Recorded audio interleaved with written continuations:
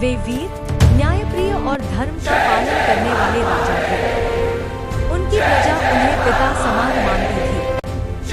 अयोध्या में धन-धान्य की कोई कमी नहीं थी, पर महाराज दशरथ के जीवन में एक गहरा दुख था, उन्हें संतान नहीं थी। राजा की 3 रानियां थी, माता कौशल्या, माता कैकेयी और माता सुमित्रा।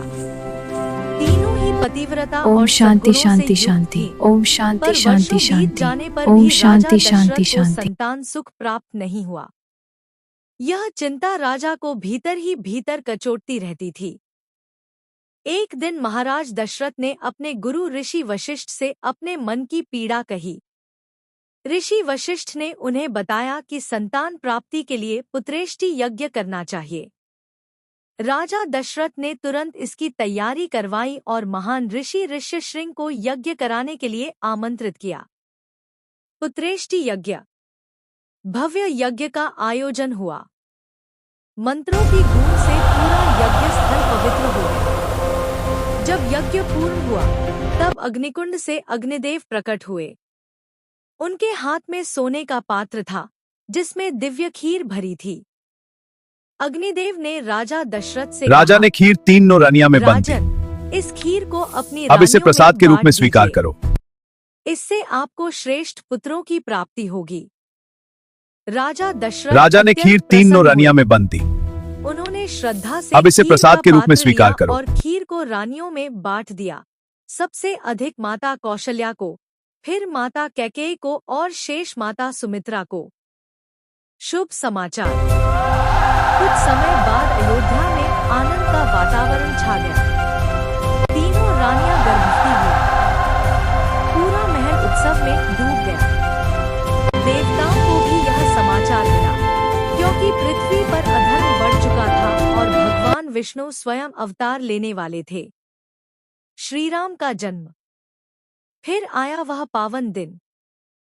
चैत्र मास की शुक्ल पक्ष की नवमी तिथि। माता ने दोपहर श्री का राम को समय, जन्म दिया। सूर्य अपने मध्य में था। मेरे प्यारे राम, उसी शुभ घड़ी में माता कौशल्या की गोद में भगवान श्री राम का जन्म हुआ। उनका माता रूप ने श्री अत्यंत राम को सुंदर जन्म था। दिया। नीले रंग की आभा, मेरे शांत प्यारे मुख राम। और दिव्य तेज। उसी दिन माता कैकेयी ने भरत को जन्म दिया। माता सुमित्रा ने लक्ष्मण और शत्रुघ्न को जन्म दिया। पूरी अयोध्या में खुशियों का माहौल छा गया। घर घर दीप जले और मिठाइयां बटन लगी। पूरी अयोध्या में खुशियों का माहौल छा गया। बचपन की झलक। चारों राजकुमार बचपन से ही अद्भुत गुणों से भरपूर थे। श्री राम शांत, दयालु और आज्ञाकारी थे। लक्ष्मण सदा श्रीराम की सेवा में तत्पर रहते। भरत त्याग और प्रेम के प्रतीक थे। शत्रुघ्न विनम्र और निडर थे। ऋषि वशिष्ठ ने उन्हें वेद, शास्त्र, धनुर्विद्या और नीति का ज्ञान दिया। श्रीराम बचपन से ही सत्य और धर्म के मार्ग पर चलने वाले थे। कथा का संदेश। श्रीराम का जन्म केवल एक राजकुमार का जन्म नहीं था, बल्कि धर्म की स्थापना के लिए हुआ था। आगे चलकर उन्होंने अपने जीवन से यह सिखाया कि माता पिता की आज्ञा सर्वोपरि है। सत्य और धर्म के लिए त्याग करना पड़ता है। राजा वही श्रेष्ठ है जो प्रजा को परिवार माने। इसी कारण श्रीराम को मर्यादा पुरुषोत्तम कहा गया। जय श्री राम चैनल को सब्सक्राइब जरूर करें। जय श्री राम।